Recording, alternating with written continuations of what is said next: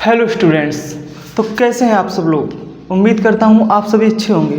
तो आज की इस क्लास में हम पढ़ेंगे क्वाड्रिलेटर्स के बारे में। क्वाड्रिलेटर्स मतलब चतुर्भुज। चतुर्भुज क्या होते हैं, कितने टाइप्स के होते हैं, तो उनके बारे में जानेंगे। देखिए, चतुर्भुज के फर्स्ट टाइप है आयत, तो आयत के बारे में जानेंगे। इसके बाद स्क्वायर के बारे में जानेंगे, पैरेललोग्राम के बारे में जानेंगे, रोम्बस के बारे में जानेंगे, ठीक है, ट्रेपेजियम के बारे में पढ़ेंगे। यानी कि देखिए, पहले आपको ये समझना होगा कि क्वाड्रिलेटरल यानी चतुर्भुज क्या होता है। क्वाड्रिलेटरल यानी चतुर्भुज चार भुजाओं से घिरी हुई आकृति होती है। कैसी आकृति होती है? चार भुजाओं या चार साइडों या चार दिशाओं से घिरी हुई आकृति को क्या बोलते हैं? क्वाड्रिलेटरल या चतुर्भुज बोलते हैं ना। तो इस चतुर्भुज में फर्स्ट टाइप क्या है आपका? रेक्टेंगल है। क्या है फर्स्ट टाइप? रेक्टेंगल है। इसे हम क्या किस नाम से जानते हैं? आयत के नाम से जानते हैं। क्लियर है? आयत को क्या होता है? A rectangle is a four sided polygon. Rectangle क्या होता है? एक फोर साइडेड पॉलीगॉन होता है या एक क्वाड्रिलेटर होता है with parallel and perpendicular sides. Parallel and perpendicular यानी कि जो साइड्स होती हैं पैरेलल होंगी और परपेंडिकुलर होंगी। ठीक है, पैरेलल लाइन कैसे होती है? देखिए, जो समान दूरी पर होती है, जैसे कि एडी और बीसी कैसी हैं? Parallel line. ये एडी लाइन है और ये बीसी है। तो एडी और बीसी कैसी हैं लाइनें? पैरेलल है।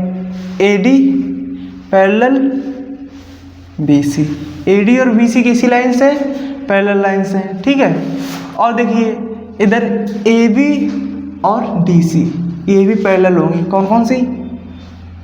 A B parallel D C. ये देखो, इसमें अपोजिट साइड या आमने सामने की जो भुजाएं होती हैं वे एक दूसरे के क्या होती हैं? पैरेलल होती हैं। अपोजिट साइड्स पैरेलल हैं। क्लियर है? और अपोजिट साइड्स इक्वल भी होती हैं। क्या होती हैं? अपोजिट साइड्स इक्वल होती हैं। जो ए बी, देखो एडी किसके इक्वल होगी? बीसी की इक्वल होगी।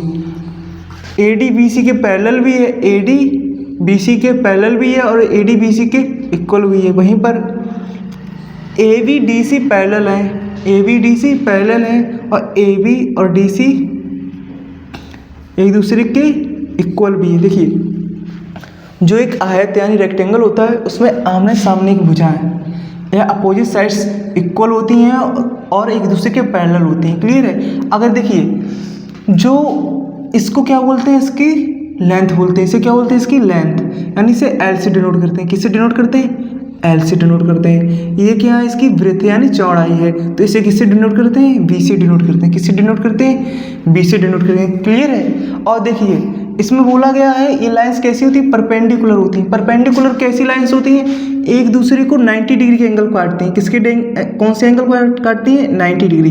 यानी कि जो एक रेक्टेंगल होता है उसके चारों एंगल कितने डिग्री के होते हैं? 90 डिग्री एंगल होते हैं। सारे एंगल कितने डिग्री के होते हैं? 90 डिग्री के एंगल होते हैं। क्लियर है?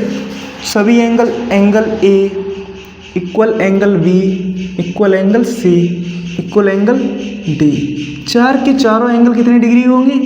90 डिग्री होंगे। क्लियर है? कितनी डिग्री होंगी? 90 डिग्री होंगे। और चारों एंगल्स का सम कितना होगा? 360 डिग्री होगा। क्लियर है? अब हम देखेंगे इनके डायगोनल के बारे में। देखेंगे क्या देखेंगे? डायगोनल। ये जो डायगोनल होते हैं, देखिए, अगर एंगल ए को बी से मिला जाए, वर्टेक्स बी को वर्टेक्स डी से मिलाया जाए। क्लियर है?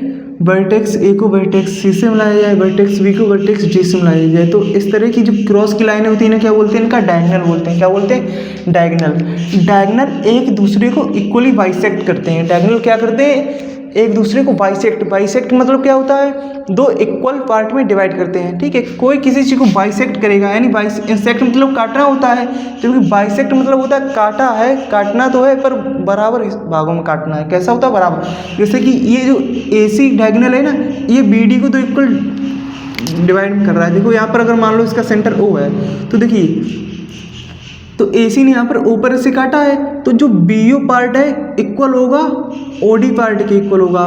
वहीं पर BD जो काट रही है इसको AC को, तो यानी कि AO पार्ट है वो किसके इक्वल होगा? OC के। यानी कि जो डायगोनल होते हैं वो एक दूसरे को बाइसेक्ट करते हैं। क्लियर है? ओके। अब बारी आती है पेरीमीटर ऑफ रेक्टेंगल।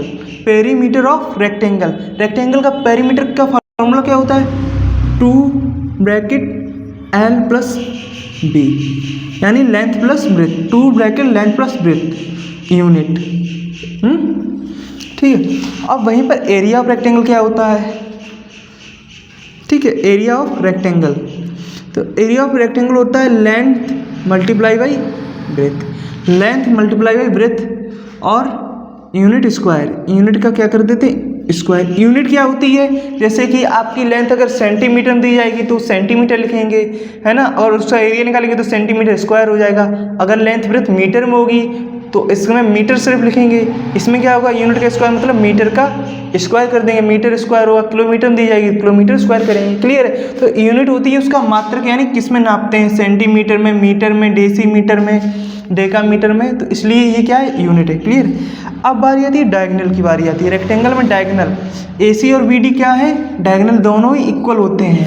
ठीक है, रेक्टेंगल में जो डायगोनल होते हैं इनके दोनों इक्वल होते हैं, एक दूसरे को बाइसेक्ट करते हैं। क्लियर। और डायगोनल को फार्मूला क्या होता है, root L square plus B square. क्या फार्मूला होता है, root L square plus B square. देखिए रेक्टेंगल एक 4 साइडेड पॉलीगन होता है जिसके आमने सामने की अपोजिट साइड्स कहती हैं उसकी पैरेलल एंड इक्वल होती हैं। ठीक है, जैसे कि AD और BC पैरेलल है बट AD और BC इक्वल भी हैं। ABDC कैसे हैं, पैरेलल हैं, ABDC पैरेलल भी हैं और एक दूसरे के इक्वल भी हैं और चारों एंगल 90 डिग्री के होते हैं। ठीक है, जो इनके डायगोनल होते हैं बाइसेक्ट करते हैं, यानी इक्वल पार्ट में डिवाइड करते हैं एक दूसरे को। क्लियर है, ये बात बताया। यहाँ पर perimeter of rectangle 2 bracket L plus B unit. Area of rectangle क्या होता है, L multiply B unit square. Diagonal AC और BD हैं, अगर डायगोनल आपको निकालना होगा तो फार्मूला क्या है, root L square plus B square. I think आपको ये रेक्टेंगल समझ में आया।